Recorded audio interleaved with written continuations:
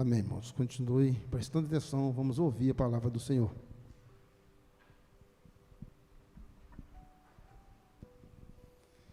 Amados irmãos, vamos então receber aquilo que Deus reservou para falar ao nosso coração, e eu quero convidar você a abrir comigo a sua Bíblia, na primeira carta do apóstolo João, no capítulo de número 5, meus irmãos, e nós vamos ler a partir do versículo 1, e leremos até o versículo de número 5. Primeira carta de João, capítulo 5, leremos do versículo 1 até o versículo de número 5.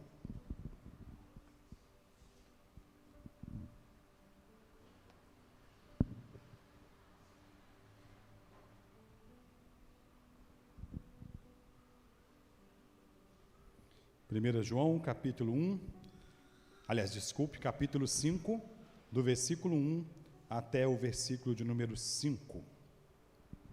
Eu farei a leitura, os irmãos acompanham com atenção. A palavra do Senhor nos diz assim: todo aquele que crê que Jesus é o Cristo é nascido de Deus, e todo aquele que ama ao que o gerou, também ama ao que dele é nascido. Nisto conhecemos que amamos os filhos de Deus, quando amamos a Deus e praticamos os seus mandamentos, porque este é o amor de Deus, que guardemos os seus mandamentos. Ora, os seus mandamentos não são penosos, porque todo que é nascido de Deus vence o mundo, e essa é a vitória que vence o mundo, a nossa fé. Quem é o que vence o mundo, senão aquele que crê ser Jesus, o Filho de Deus? Palavra do Senhor lida, meus irmãos. Vamos orar pedindo a Deus que fale ao nosso coração. Senhor Deus, nós lemos a Tua palavra, que é lâmpada para os nossos pés e luz para o nosso caminho. E agora pedimos a Ti, Senhor, fale conosco, nos edifique, dá-nos, ó Deus, a instrução dessa santa e bendita palavra, para que possamos crescer na graça e no conhecimento do Senhor. Usa Teu servo para o louvor da Tua glória, e em nome de Jesus. Amém. Meus irmãos, nós temos falado da carta do apóstolo João aqui já há alguns domingos, e estamos chegando ao finalzinho da exposição desta carta, e é aí o último capítulo desta carta, e nós vamos hoje então iniciar aí essa tratativa que o apóstolo João faz aqui no capítulo 5, e o tema principal aqui que nós vamos abordar hoje é a vitória do crente sobre o mundo. O apóstolo João, ao chegar aqui ao finalzinho da sua carta, ele faz uma tratativa de suma importância para nós, a vitória sobre o mundo. A palavra mundo aqui nesse texto, meus irmãos, é cosmos, e cosmo pode ser interpretado pelo menos de duas maneiras: o cosmos como o mundo onde nós habitamos, aonde habitam cerca de 8 bilhões de pessoas no mundo inteiro, este mundo como o local da nossa habitação, mas cosmos também interpretado não somente como o mundo em que nós habitamos, mas muitas vezes também como uma filosofia, um modo de vida, de pensamento, um direcionamento. A isso nós chamamos de cosmovisão. É a visão de mundo. Qual é a visão que se tem sobre o mundo em que se vive? Cosmovisão é um conjunto de valores, de regras que regem, que ditam, que direcionam a vida no individual ou na comunidade, ou a vida comunitária.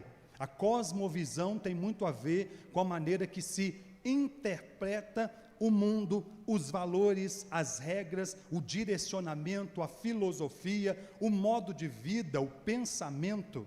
Então, cosmovisão é uma maneira de viver e de interpretar o mundo em que se vive.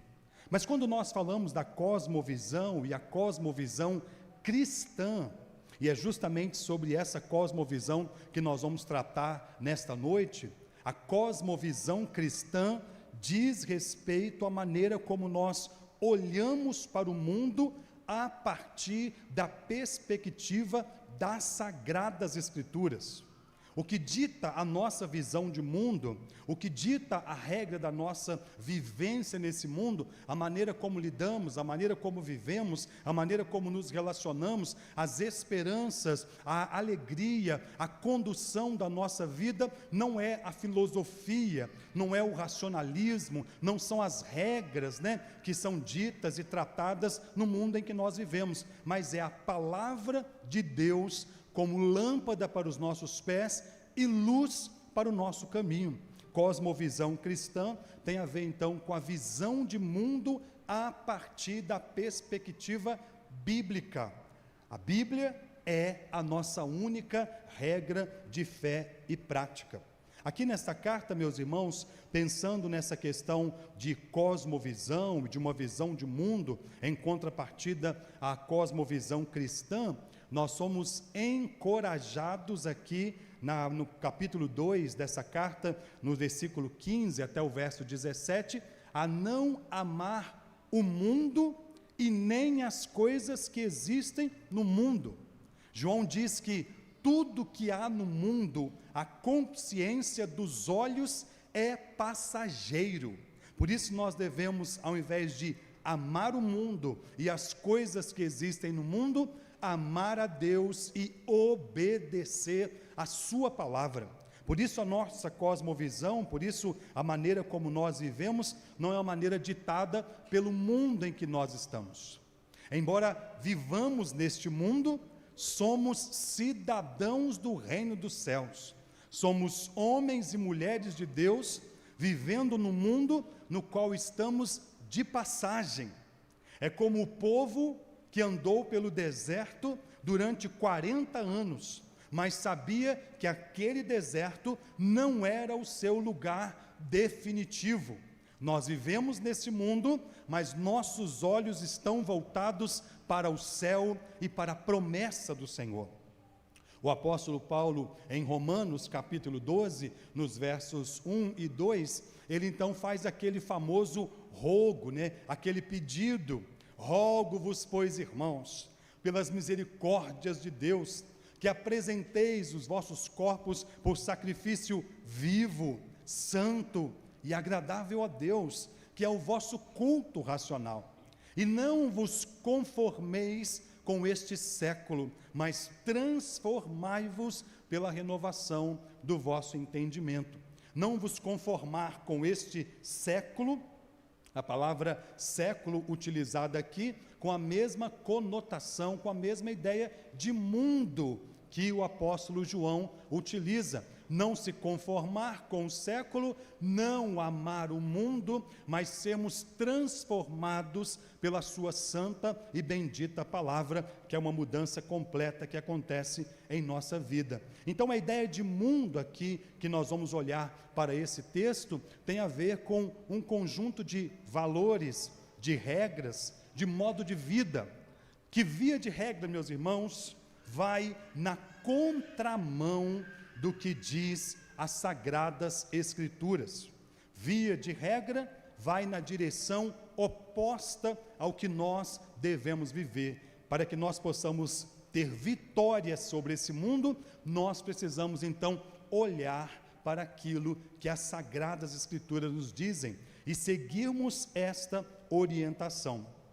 Apenas para que nós possamos relembrar rapidamente aqui sobre essa carta que estamos tratando, esse capítulo 5, talvez é o capítulo aí mais importante da carta, dentre tantos outros, mas o versículo 13 aqui, nós já mostramos que é o versículo onde está o objetivo da escrita dessa carta. O apóstolo João escreve a esses irmãos, está escrevendo aos irmãos da cidade de Éfeso, o pastor daquela igreja, já idoso, já nos seus mais de 90 anos, escrevendo pastoralmente para cuidar do seu rebanho, no intuito de fortalecer a fé dos irmãos. E aqui no capítulo 5, no versículo 13, ele diz: eu escrevo a fim de que vocês saibam que vocês têm a vida eterna, vocês que creram no nome de Jesus Cristo. João reafirma aqui esse ensinamento da salvação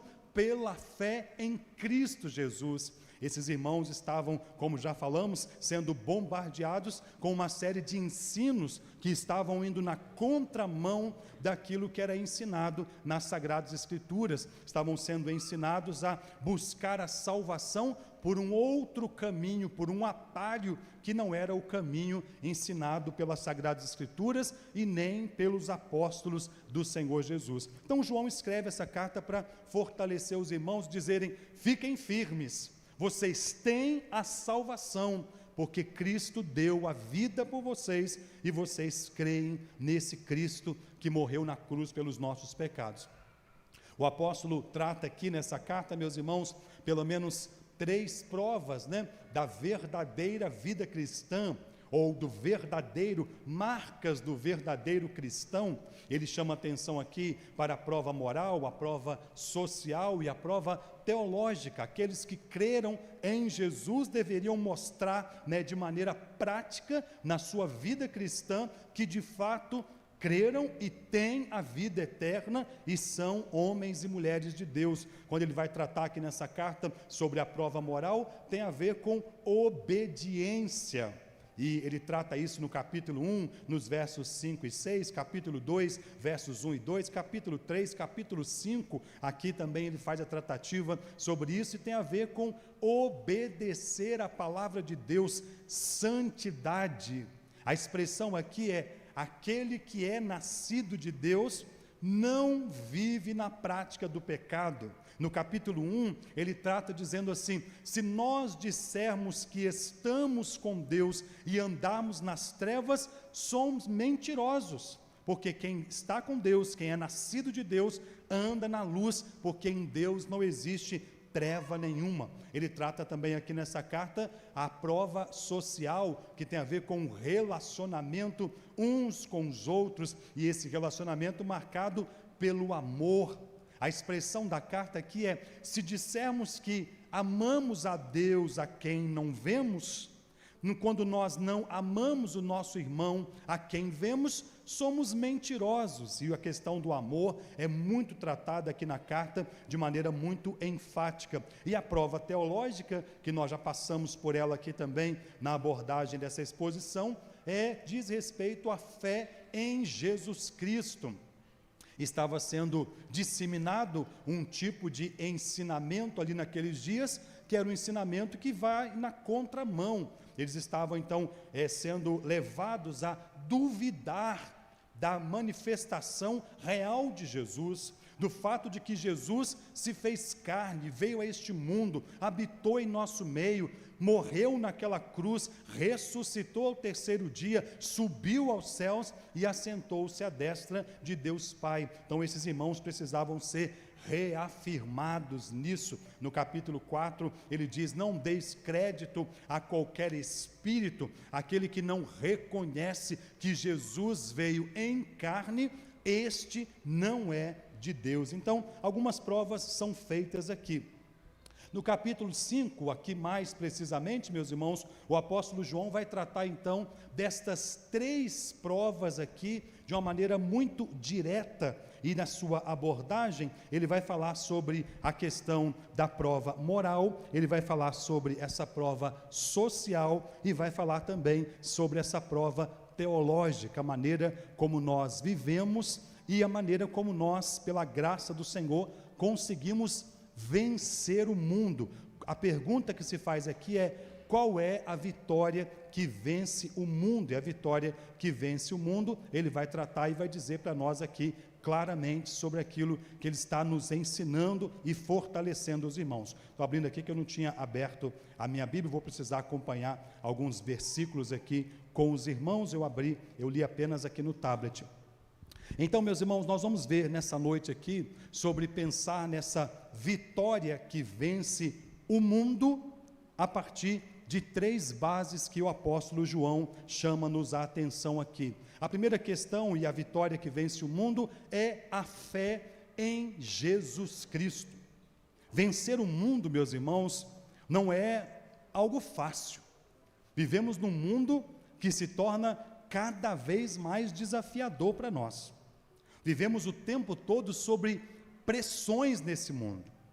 Quem em algum momento da vida nunca sentiu vontade de parar?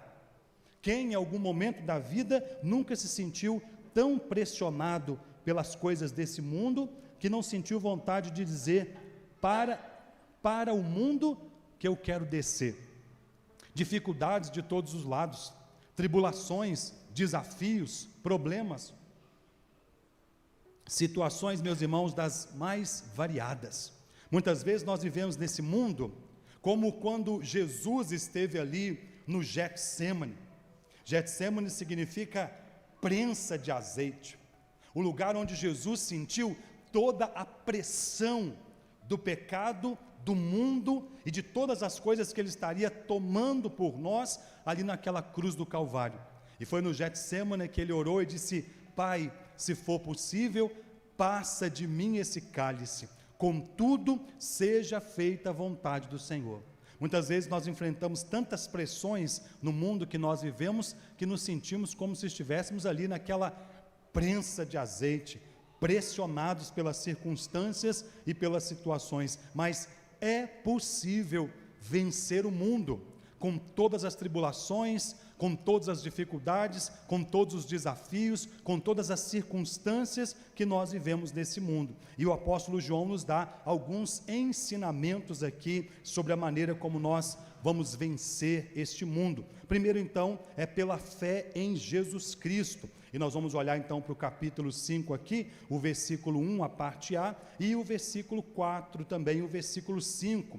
Ele diz assim: todo aquele que crê que Jesus é o Cristo, este é nascido de Deus. O verso 4, porque todo que é nascido de Deus vence o mundo, e essa é a vitória que vence o mundo, a nossa fé.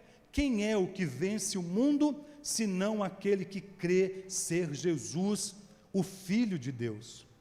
O apóstolo João trata uma questão aqui fundamental, meus irmãos, o fato de sermos nascidos de Deus. O verso 4 ele diz: porque todo aquele que é nascido de Deus vence o mundo. A maneira como nós nos tornamos vencedores desse mundo, não são pelas vitórias que nós somamos, pelo êxito que nós temos, pelas coisas que nós conquistamos no mundo que nós vivemos, pelos aplausos que nós recebemos, pelas glórias e alegrias que às vezes somamos no nosso dia a dia. Mas o que nos faz de fato vencedores, e como o apóstolo Paulo diz lá em Romanos capítulo 8, mais do que vencedores, é o fato de nascermos de novo, nascermos de Deus. E quando esta obra do Espírito Santo é operada em nós, a saber, a obra da regeneração, nascemos de novo em Deus, nós então cremos em Jesus. Aqui existe uma sequência, e essa sequência começa com o nascimento. Então nós nascemos, somos regenerados pela obra do Espírito Santo, e então cremos em Jesus. E esta fé em Jesus torna-se então parte da nossa vivência nesse mundo. O que nos faz perseverar diante dos desafios? O que nos faz enfrentar as batalhas? O que nos faz ter esperança em meio ao desespero? O que nos faz querer seguir em frente? O que nos faz querer levantar de manhã cedo e começar mais um dia, quando muitas vezes as circunstâncias que estão à nossa volta só nos fazem querer parar? É justamente a fé em Jesus. Por isso ele diz assim: todo aquele que crê que Jesus é o Cristo, é nascido de Deus. E a expressão Cristo aqui tem a ver com aquele que foi ungido para ser o nosso Salvador. A palavra Cristo significa ungido. Quando nós cremos então nesse Cristo que foi enviado a este mundo para pagar o preço pelos nossos pecados, para dar a vida por nós, e naquela cruz ele disse: está consumado, ele venceu. E em Cristo nos tornamos também mais do que vencedores. Nós então, como diz aqui o apóstolo, somos nascidos de Deus. Mas o versículo de número 5, ele diz também: quem é o que vence o mundo, senão aquele que crê ser Jesus, o Filho de Deus? Duas expressões para nós aqui importantes, meus irmãos: o Cristo, que tem a ver com o ungido, com o Messias, com o Salvador, e o Filho de Deus, aquele que é, como diz lá o apóstolo João, em João 3,16, Deus amou o mundo de tal maneira que deu o seu Filho unigênito, para que todo aquele que nele crê não pereça, mas tenha a vida eterna. Filho unigênito. Todos nós nos tornamos pecadores em Adão, mas Cristo, como o apóstolo Paulo diz em Romanos capítulo 5, o segundo Adão veio para pagar o preço pelos nossos pecados, veio para nos dar nova vida, veio para mudar a nossa perspectiva, veio para mudar a nossa visão de mundo. Então nós deixamos apenas uma cosmovisão humana e adotamos então uma cosmovisão cristã, espiritual. Olhamos para o mundo que nós vivemos, meus irmãos, não apenas da perspectiva humanamente falando. Se você for olhar para o mundo que nós estamos vivendo apenas da perspectiva humana, o mundo tem se tornado cada vez mais desesperador. Cada vez mais vamos perdendo a esperança. Cada vez mais nós vamos olhando as circunstâncias à nossa volta e dá vontade de desistir.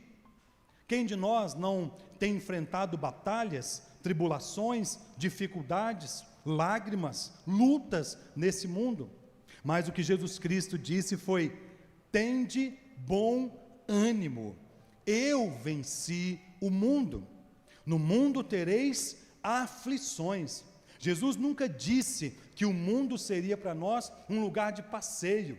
E agora eu me refiro ao mundo como esse lugar que nós habitamos, que nós vivemos. Mas é um lugar que às vezes enfrentamos desafios. Mas quando cremos no Senhor, quando cremos na sua palavra, quando cremos que de fato Jesus é o Salvador, Jesus é o unigênito Filho de Deus, e em Cristo, como o apóstolo João diz, todo aquele que crê é salvo e é feito filho de Deus. Nós então fazemos parte dessa promessa do Senhor. E esta fé, meus irmãos, é o que nos faz vencer. Essa fé é o que mantém a nossa esperança. E não é uma fé comum, não é uma fé humana, é uma certeza e uma convicção daquilo que às vezes nós não vemos. Hoje nós falamos lá na classe Nova Vida, preparando os novos membros que serão recebidos à nossa igreja, como membros de nossa igreja. Uma das partes do nosso estudo é que diz que esta fé não é crença em algo inexistente. É uma fé que não se vê, mas não é uma fé ou uma crença em algo inexistente. O apóstolo, em Hebreus capítulo 11, o autor da carta diz que a fé é a certeza das coisas que se esperam, a convicção dos fatos que se não veem. Embora nós não vejamos, estes fatos não são inexistentes, não são frutos do imaginário, mas é uma fé no poder de Deus, que, como diz a sua palavra, tem poder para fazer muito mais do que pedimos, pensamos ou imaginamos, segundo o seu poder que em nós opera. Então a primeira maneira de nós vencermos o mundo aqui, segundo aquilo que nos é ensinado pela palavra, é a fé em Jesus Cristo. A fé em Jesus como nosso Salvador, o Messias, o Cristo, a fé em Jesus como o unigênito Filho de Deus, a fé em Jesus como aquele que é poderoso para fazer infinitamente mais do que tudo aquilo que pedimos, pensamos ou imaginamos. Mas não somente a fé em Jesus, o apóstolo João também trata aqui sobre a questão do amor a Deus e também o amor aos irmãos, como algo que nos faz vencer o mundo. O capítulo 5 aqui, o versículo 1, a parte B do versículo 1, diz assim: e todo aquele que ama ao que o gerou, também ama aquele que dele é nascido. Nisto conhecemos que amamos os filhos de Deus, quando amamos a Deus e praticamos os seus mandamentos, porque este é o amor de Deus, que guardemos os seus mandamentos, e os seus mandamentos não são penosos. Então aqui a tratativa, meus irmãos, é: amamos a Deus e amamos aquele também de quem Deus é gerado.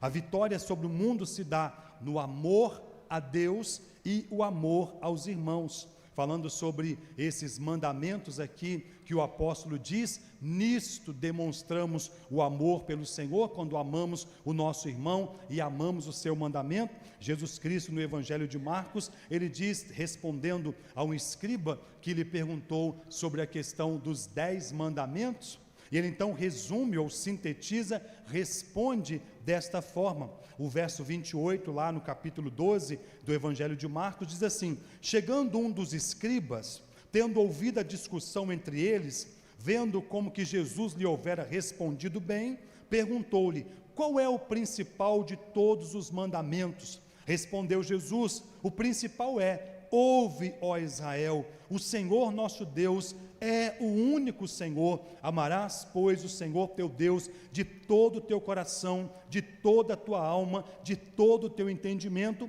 e de toda a tua força. O segundo é: amarás o teu próximo como a ti mesmo. Não há outro mandamento maior do que este: amar a Deus de toda a tua força, de toda a tua alma, de todo o teu entendimento, e ao teu próximo como a ti mesmo.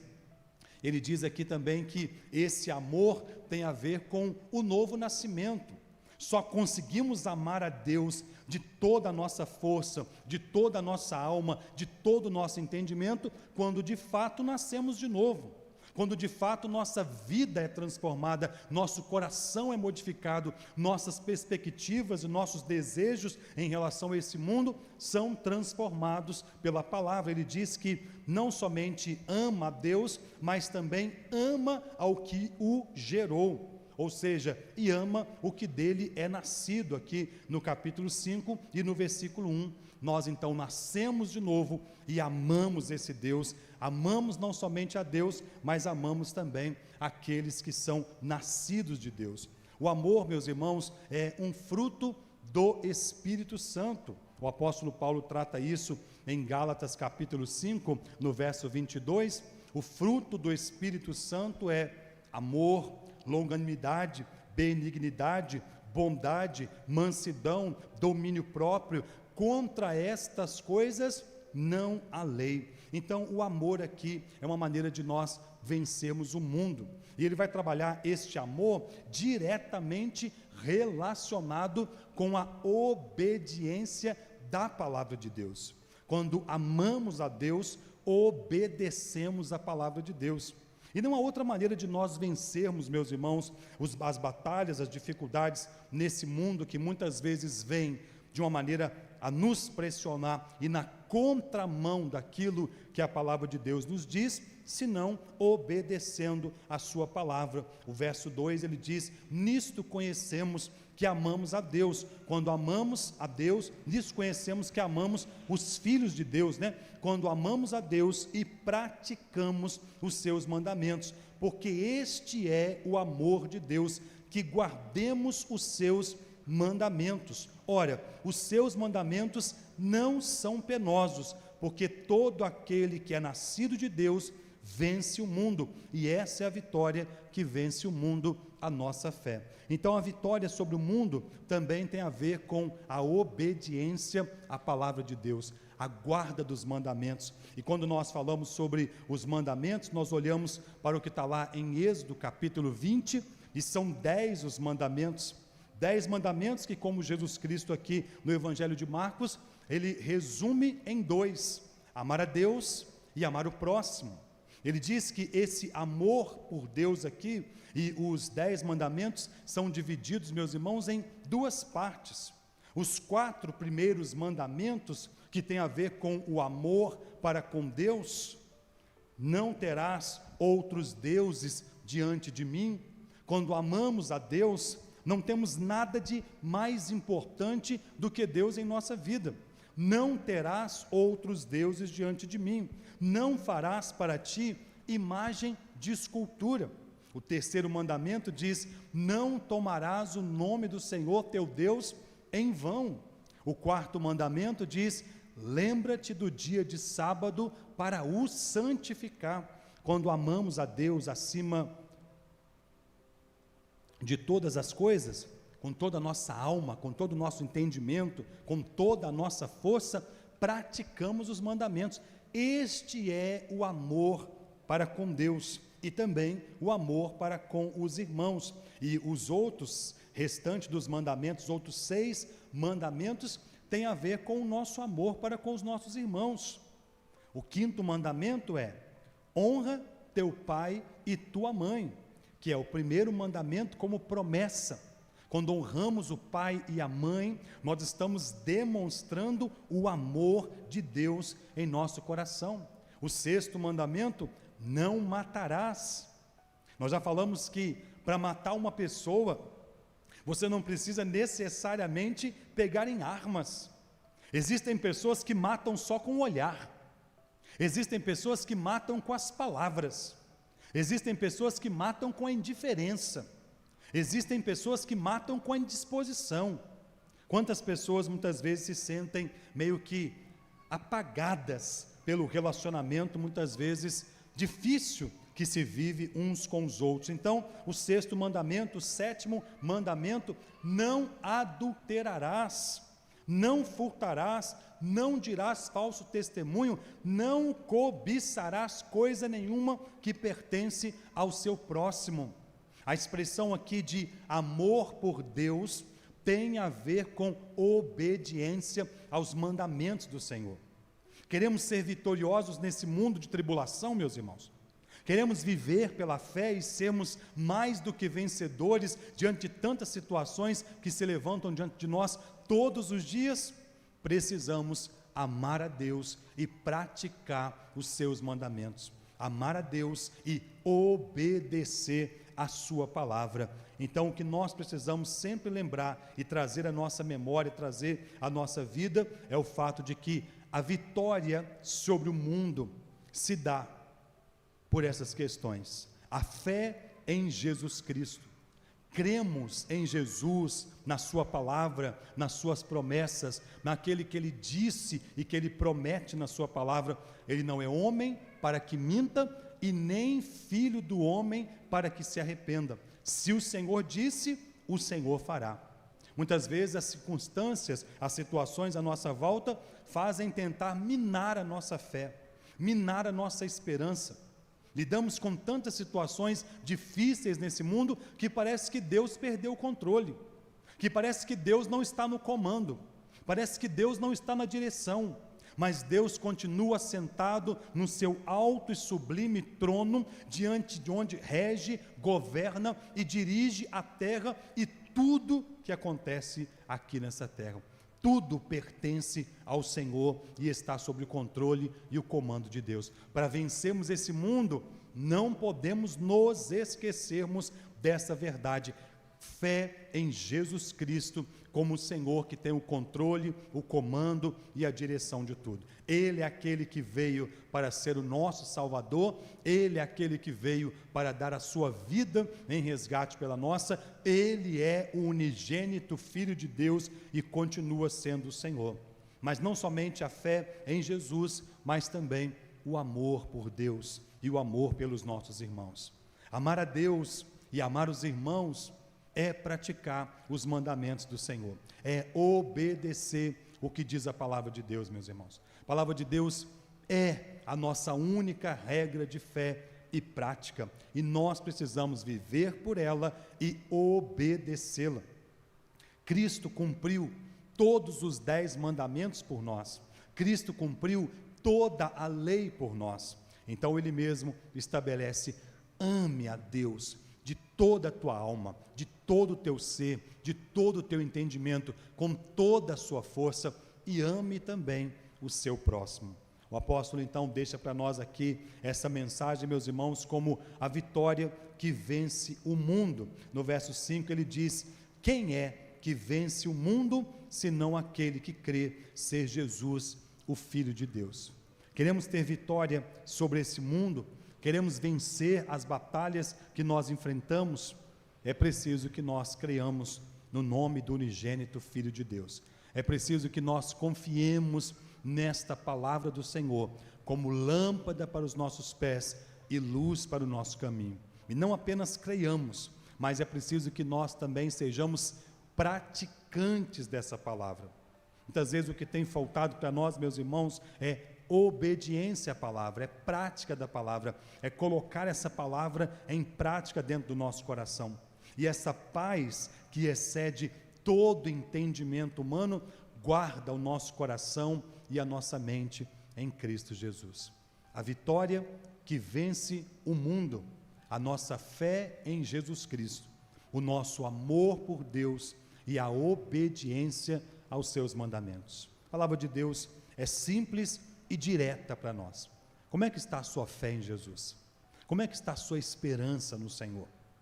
Que circunstâncias à sua volta têm meio que minado a sua fé, minado a sua esperança? Às vezes nós vamos olhando tanto para direções erradas, que esquecemos de olhar para Cristo Jesus, o autor e consumador da nossa fé. Então que você não tire os seus olhos do Senhor, mas que você se concentre firmemente naquele que fez a promessa, porque Ele é fiel para cumpri-la. Como é que está o seu amor por Deus? Tem amado a Deus intensamente, com toda a sua alma, com todo o seu entendimento, com toda a sua força, com todo o seu ser? Ame o Senhor e ame também o seu irmão, porque esse é o mandamento da palavra de Deus. Pratiquemos, meus irmãos, o que diz a palavra, e esta é a vitória que vence o mundo. Que a vitória do Senhor possa ser sobre a minha vida, sobre a sua vida, que a graça do Senhor nos faça, como nos diz a sua palavra, em todas estas coisas, porém, somos mais do que vencedores. Para sermos mais do que vencedores, precisamos crer em Jesus Cristo. Para sermos mais do que vencedores, precisamos amar a Deus intensamente, amar os nossos irmãos e obedecer a sua palavra. Que Deus ajude a mim e a você, para que vivamos isso para a glória de Deus. Feche os teus olhos comigo e vamos orar ao Senhor, pedindo a Deus que nos ajude para que vivamos essa sua bendita e santa palavra. Senhor Deus, nós te louvamos por tua graça, por tua misericórdia, por teu amor para conosco, por tudo que o Senhor é, por tudo que o Senhor faz. E nessa noite, meu Deus, quando somos encorajados pela tua palavra a vencermos o mundo com toda a pressão, com todas as dificuldades, com todas as tribulações, com todas as circunstâncias que muitas vezes, ó Pai, tem gerado cansaço, estresse, desânimo, abatimento, mas nessa noite, Pai, queremos pedir ao Senhor que o Senhor renove a nossa fé, que o Senhor renove a nossa esperança no Senhor. Tu és o Cristo, o Filho do Deus vivo. Tu és aquele que tem todo o poder, que está no controle e no comando de todas as coisas. Por isso, Deus, renove a nossa fé, renove a nossa esperança, fortaleça a nossa confiança no Senhor. Renove também, Deus, o nosso amor pelo Senhor, ó Deus, uns pelos outros, Pai, e que nós sejamos não apenas ouvintes, mas operosos praticantes da palavra do Senhor, para que de fato e de verdade todas as tuas promessas se cumpram em nossa vida, e nós possamos, ó Deus, para o louvor da tua glória, vencer o mundo pela fé em Jesus, pelo amor ao Senhor e aos nossos irmãos e pela obediência à tua santa e bendita palavra. Ajude, Deus, a mim e aos meus irmãos. Eu oro na certeza que o Senhor nos ouve e oro em nome de Jesus. Amém.